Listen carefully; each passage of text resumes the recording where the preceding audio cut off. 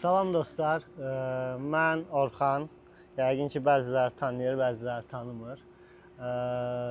Bir müddət öncə, yəni ən son Green Card lotereyası oynanılan dönəm 2025 25-ci il, 26-cı il sayılır.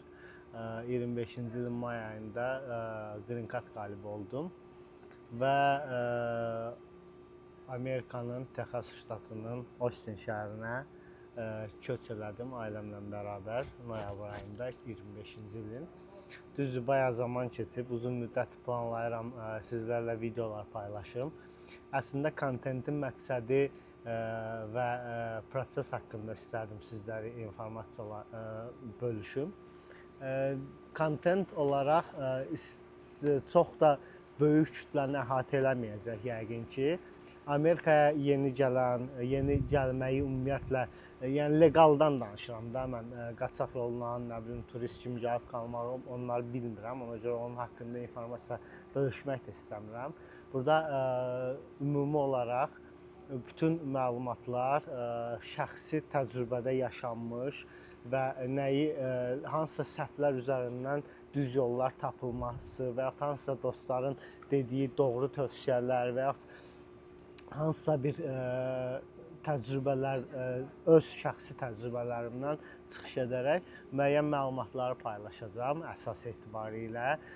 Bura ev kiraya tutmaq, legal gəldikdə hansı sənədlər, necə eləmək lazımdır ki, daha tez həll olsun, nə kimi işlər işləyə bilərsiniz. Yəni Azərbaycanda mən Green Card tutduğum prosesdə bütün qruplarda belə bir absurd yanaşma var idi ki, onsuz hamınız da orta işləyəsiniz, hamınız taksi işləyəsiniz, elə şey yoxdur. Yəni daha optimal yollar var, daha yaxşı sferalar var, harda ki çalışmaq mümkündür. Ümumi proses olaraq nədən ibarətdir, nələrə diqqət eləmək lazımdır. Bütün bunlar haqqında istərdim ki, bu YouTube səhifəmdə paylaşımlar edim. İlk etapda böyük ehtimal ki, ev kiraya tutmaq, yerləşmək, hansısa bir sənədləri necə almaq, bu proseslərlə bağlı hər biri üçün ayrılıqda videolar çəkəcəm. Növbəti etaplarda buradakı həyat tərzi, hansısa qaydaların daha çox niyə burada daha yaxşı işləmə səbəbi və s. ümumiyyətlə həyat təcrübələri ilə bağlı müqayisə deməzdim, mən ümumiyyətlə müqayisə eləməyi sevmirəm. İstəməzdim də müqayisə edeyim, bizdə belədir, burada belədir.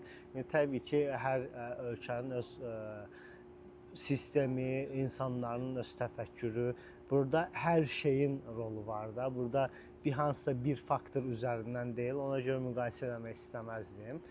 Amma istərdim ki, ümumi məlumatlarla sizlə bölüşüm və bu, niyə deyirəm, az kütləni əhatə eləyəcək? Çünki əsas etibarilə mən öz təcrübəmi Green Cardla bağlı paylaşdığıma görə, kimlər ki Green Card sahibləridir, onlar gələndə nələr, yəni ona görə o insanlara xitaben olacaqdır bloq əsas etibarilə.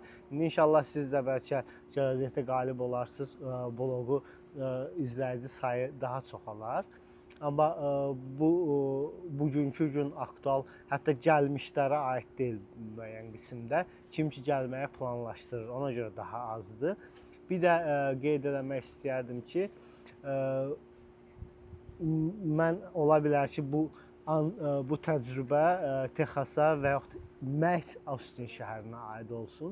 Çünki ştatlara görə qaydalar da bəzən dəyişir. Bəzən yox, əksər hallarda dəyişir və ştatlardan başqa, hətta şəhərlərə görə belə qaydalar dəyişə bilir. Ona görə mən öz təcrübəmi ancaq və ancaq Texas və Austin şəhərinə şamil edirəm. Başqa yerlərə şamil eləmirəm. Əsas etibarilə bura aid olduğuna görə bura gələcək adamlar üçün daha maraqlı, daha xeyirli, daha lazımlı informasiyaları bölüşəcəyik. Təşəkkür edirəm, izləmədə qalın. Videoların çıxma tezliyi ola bilər ki, biraz fərqli olsun ilkin etapda. Amma çalışacağam ki, stabilliyi qoruyum və sizləri lazımlı məlumatlarla silahlandırım. Lazımsız boş məlumatlar, Trump filan qaydanı dəyişdi, filan şey oldu, ayda açılacaq sabah green card, yoxsa bu gün təzə qayda belə oldu.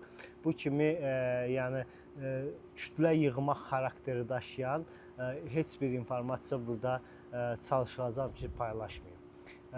Və böyük ehtimal ki, paylaşmayacağam. Bu da mənim oğlumdur.